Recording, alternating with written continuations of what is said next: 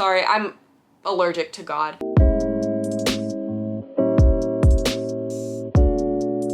Hi besties, welcome. I hope you're doing well. I am so excited to be here today with a video concept that I've been stoked about for the longest, and I finally got to make it happen. I will be reading nothing but graphic novels for a week.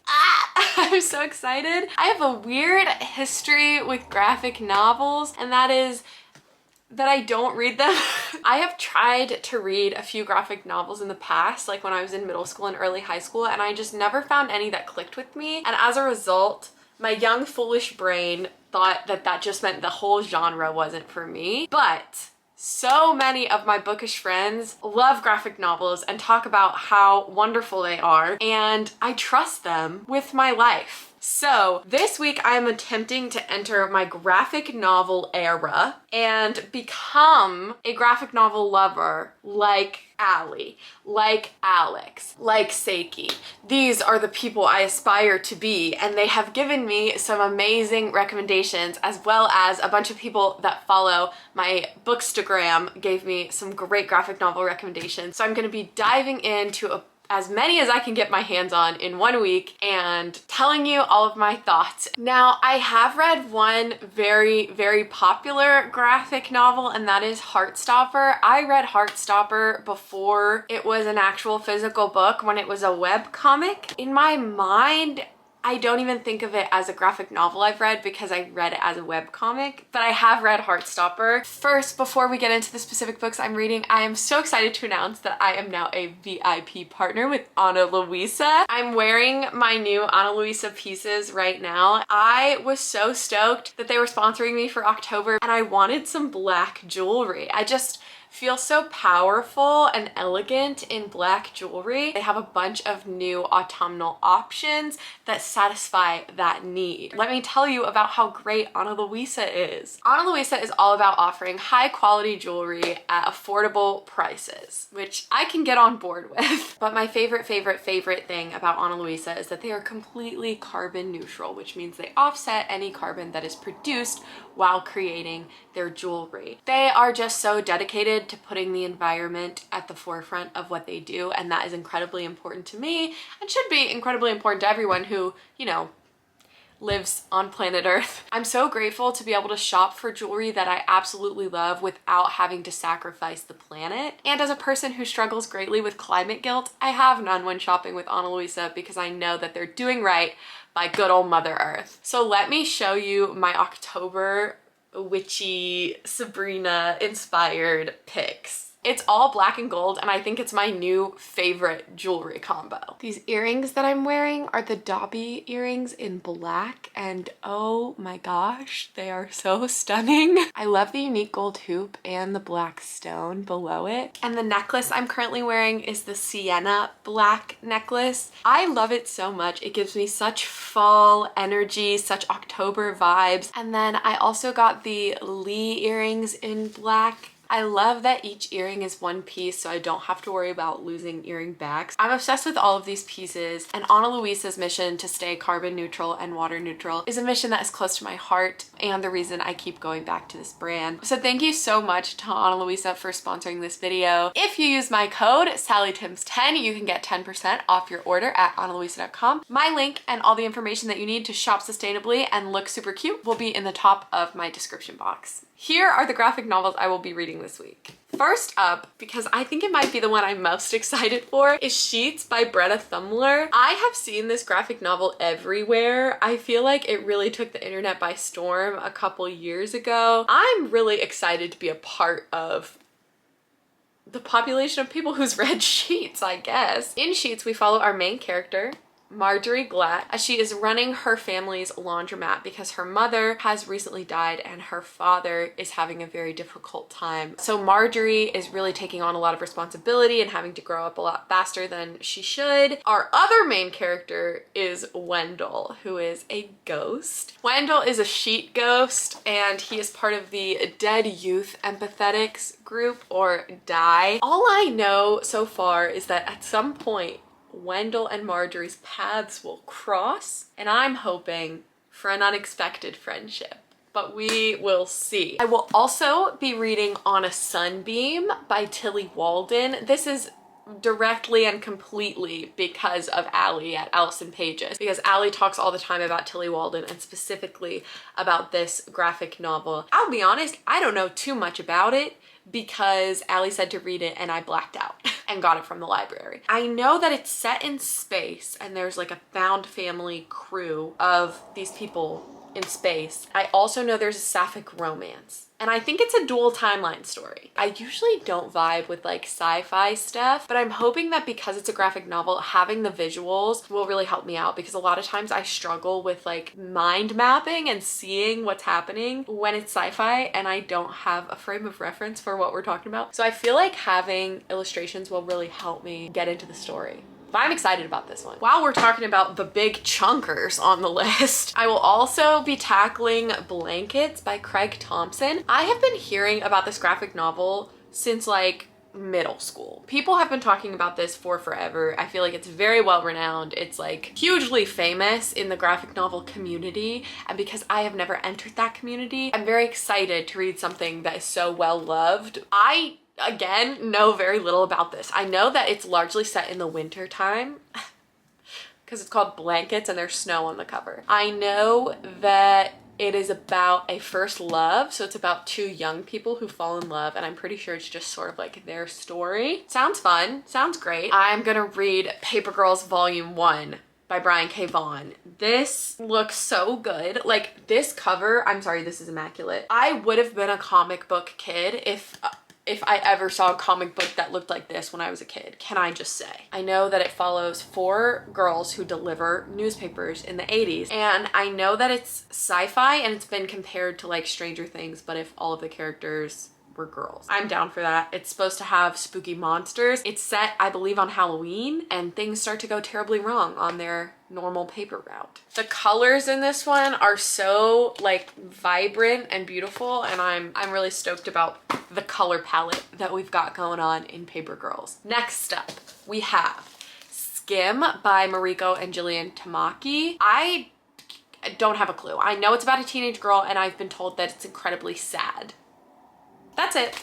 I also have, because it's October and I'm making a graphic novels video, I couldn't not pick up Pumpkinheads by Rainbow Rowell and Faith Erin Hicks. I'm just so excited about this one because it's set in a pumpkin patch, and we have 2 friends who always work together at the pumpkin patch, and they don't really know each other the rest of the year too much, but they're besties at the pumpkin patch, and it's following their last fall before they go to college. So their last fall working together at the patch, and like madness ensues. I think I'm gonna like that one. I think it's gonna be a fun time. And last but certainly not least, I will be reading The Magic Fish by Chung Lee Win. I've heard nothing but good things. I was told that this one is like Heartstopper meets Studio Ghibli.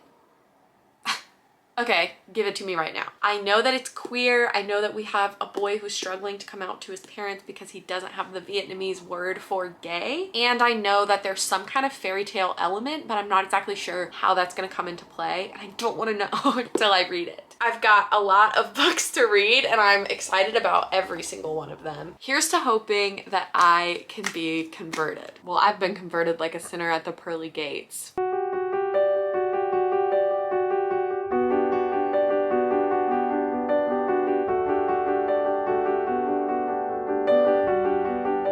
I'm just saying, if Brenna Thumler illustrated the Book of Mormon, I don't think they'd need to go door to door. This was so wonderful and perfect. I think I'm gonna be reading this like every October for the rest of my life until I die, perhaps. Perfection. I instantly fell in love with Wendell. Like, Wendell the ghost is everything to me. I don't think you understand. And his weird, twisty, turny adventure and friendship with Marjorie was so beautiful. The commentary about how people who are battling mental illness and grief can often appear more like ghosts than people. it hit very hard for me and it was beautiful. I need the sequel immediately. I am on hold at the library for Delicates because I need to know what happens to Wendell and Marjorie. And also, can I be their third best friend? Like, please, can I be in their friendship? Oh my God, I love them. The whole town is so perfect. I think this one would be a great way into graphic novels. It's the one I started with. I'm completely sold for the rest of my life forever. So gosh, I can get on board with any book that tells me laundry sucks. I hate laundry. I hate doing laundry. But if I had a little sheet ghost friend to help me do that laundry, are you kidding me? It'd be my favorite chore. And I think it's the perfect October read. Because we talked about sheets, we also got to talk about the rest of the bedding. Blankets by Craig Thompson.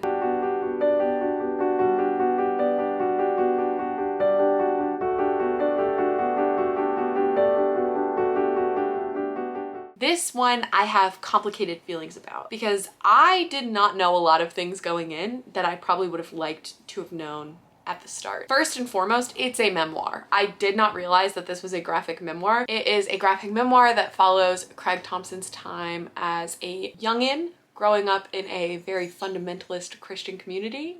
So it's great for spooky season. And it also follows his first love with a girl named Raina that he met at Bible camp. I thought it was an incredibly well done exploration of religious trauma and how like extremist religion can harm us as we grow up. I don't have a ton of religious trauma personally, besides the religious trauma that you gain by default growing up in the South. I thought it was beautifully drawn and really well written, but overall the negative vibes were so strong that I didn't consider it an extremely enjoyable reading experience, if that makes sense.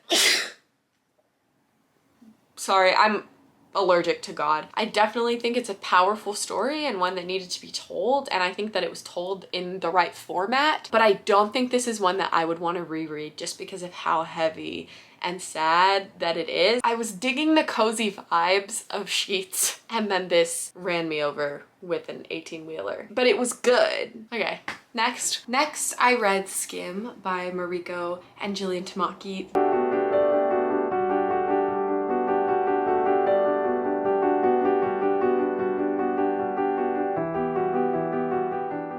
This one was not my favorite, and I feel like this is a really hot take because so many people recommended this to me and so many people really love it, but in my opinion it was just so sad and depressing, and not in the way that like makes me feel human, in the way that makes me feel like a slug trapped in a dark hole. Does that make any kind of sense? The topics in here are so heavy and difficult, and I don't feel like they are sufficiently addressed. The art style was also just not my favorite. I thought most of the characters kind of sucked, and not in the way where it was like all humans are flawed. It was just like, I wouldn't want to be around any of these people. It made me sad, and it reminded me of high school when I surrounded myself with people I didn't like, and not in a way where I felt seen, just in a way where I felt sad. This one wasn't my favorite, but a lot of people love it. I'm the odd one out. Maybe it's for you, but like very sad, depressing teenage stuff, and a lot of conversations that maybe should have been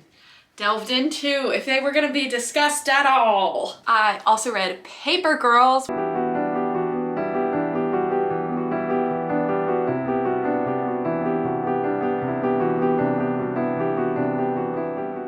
I had a blast. I audibly like gasped and laughed at multiple points. In this one, my only complaint is that it was too short. That's on me. Should have requested more at the library because it's a series. So it's not too short. It's just that I did not properly prepare for the reading experience. I definitely want to continue. It was definitely very Stranger Things vibes, but if our core four were girls, which is so fun. Lots of creepy sci-fi monsters, lots of creepy teenage boys, and you could tell that there was a lot of history that each of these girls had, and while we didn't get too far deep into it in this first volume, it really set the scene for us to dive deep into each of them in the future. So I'm really excited about that. Yeah, basically it just left me with a lot of questions, which is probably what the beginning of a series is supposed to do.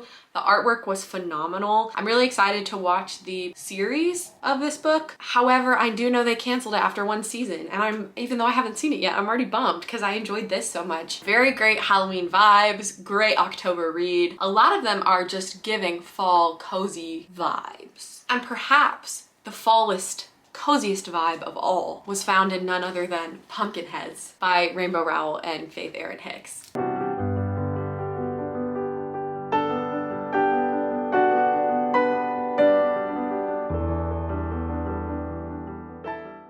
It was so good. I really, really loved this one. I can definitely see people saying that it's predictable or it's been done before, but to me, it was like just such a lovely take on sort of a classic trope and classic story arc. So I was here for it. I loved Deja and Josiah so much. I really want a sequel of this. I want them to go back to the patch. They're so cute. It was really funny and it wasn't afraid to be corny, which I think for a graphic novel set at a pumpkin patch, it's gonna be corny. More than anything, I just really wanted to go to this pumpkin patch, and I already have a pumpkin patch corn maze expedition planned for this month, but now I'm just super eager for it to get here faster. This is just a super cute friendship story with a little something romantic for those of you who want that. It's in here. It follows Deja and Josiah on their very last day of their very last year working at the patch, and Josiah has been pining over this girl who works in a different part of the pumpkin patch for as long as the two of them have worked there, and Deja has finally had enough and decides to turn their night into a quest to have Josiah confess his feelings for this girl so that he can finally make a move instead of just talking about it. And so they go on this crazy quest. Maybe the real treasure is the friends that we already had but helped us along the way. And there's like a wild feral goat and also caramel apples and pumpkin pie on a stick. There's a lot of overalls and flannel. There's quite a few gay people. There's just a lot of stuff that I love going on in this book. So I thought it was a blast. Highly recommend. I thought it was great. Thank you, Seiki, for the recommendation. I trust you with my life. It felt only right that while I talk about two of Allie's favorites, I wear my There's No Rush Allie design t-shirt.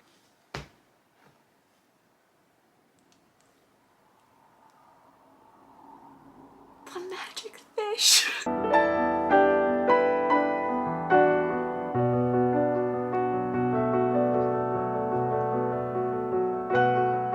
The magic fish. This book was quite literally perfect. Like, I think this is one of the most perfectly executed books I've ever read. It was stunning. We are following a young Vietnamese American boy who is trying to come out to his parents, but quite literally doesn't have the words because he doesn't know how to say the word gay in Vietnamese. But alongside his internal struggle, we see him and his mom reading together each night, because the way that she practices her English is to read fairy tales with her son. These fairy tales are incredibly drawn, incredibly written. I cannot express to you how beautiful these color palettes are, and the author was so brilliant because they use the different color palettes to show us which different story or timeline that we are in, so you're never confused about where exactly in the story of this family you are. It's also about being an immigrant and how a lot of American immigrants feel caught between two cultures, the one that they came from and the one that they've come to, and they don't feel like they are enough of either. And we see this through the mother's perspective, and the whole thesis statement of this book is that stories have the power to change us and to bring us together. And if I didn't believe that both of those things were true, I probably wouldn't have a YouTube channel dedicated to talking about my favorite books. So I think you should read it. The way that it plays with paneling and the spacing between panels, or the intrusion of some panels into other panels, I think was just such a great way to start to understand the structure of a graphic novel and the way that a story is told through pictures. I want everyone to read it. Please read it.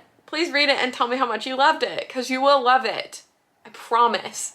I pinky swear. Also, an Allie recommendation, I read Ana Sunbeam.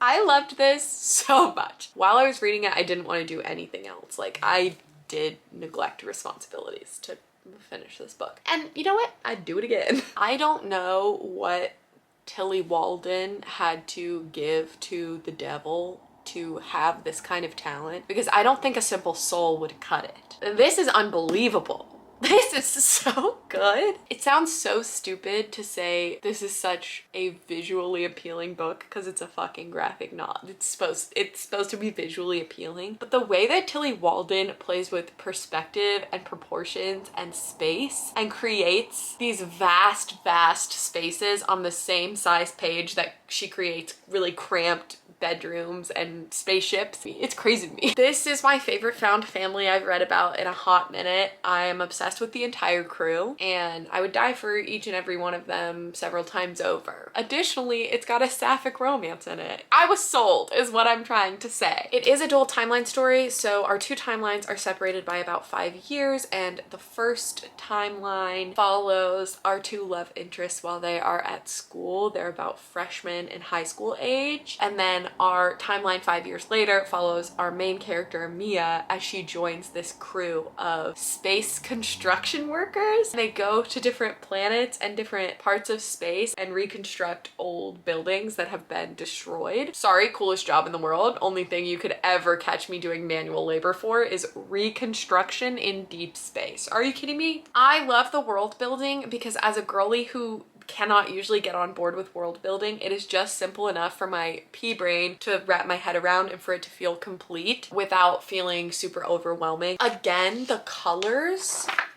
are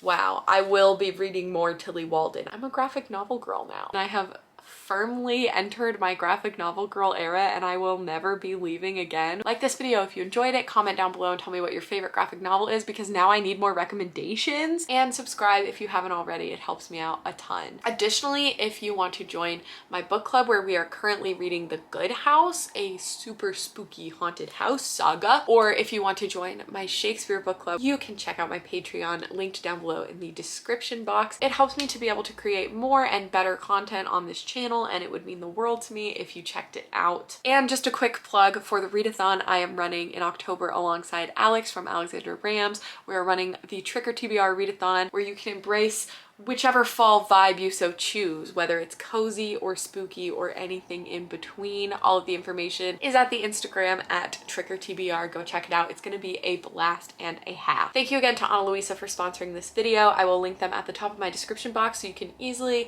go shop all of their beautiful sustainable jewelry. All of my links and socials will be down in the description as always. And in case you haven't heard it today, I love you. Bye.